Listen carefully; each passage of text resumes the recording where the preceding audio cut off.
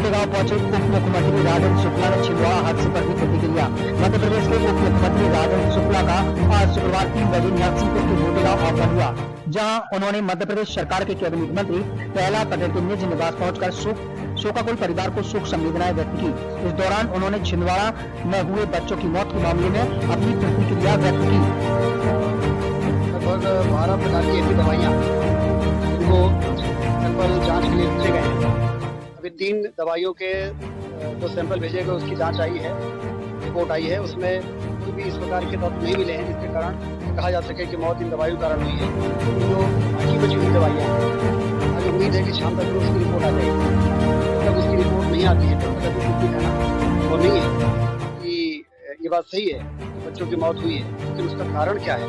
अभी नीरी और भारत सरकार भी लगातार उनके लैब्स हैं, वहाँ पर जो सैंपल भेजे गए हैं उसकी रिपोर्ट प्राप्त करने के लिए लोग प्रयास कर रहे हैं।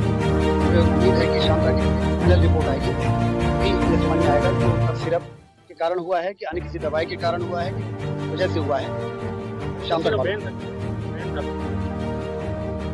क्या सिरप बैन होता तो कभी भी मार्केट में नहीं आता, लेकिन कभी कभी दवाइयों के लॉट में ऐसे दवाई जिसके कारण इस प्रकार की परेशानी आती है, ये जब तक उसकी जांच की रिपोर्ट नहीं आ जाती तब तक ये कहना संभव नहीं है।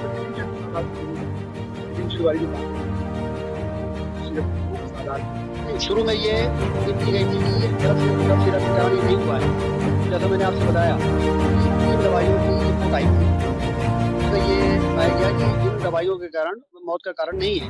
लेकिन अभी बाकी लगभग 9 या 10 दवाइयाँ ऐसी हैं जिसकी रिपोर्ट आना बाकी है, जो शाम तक आएगी। उन दवाइयों की रिपोर्ट जब आ जाएगी तो कुछ कहना संभव होगा।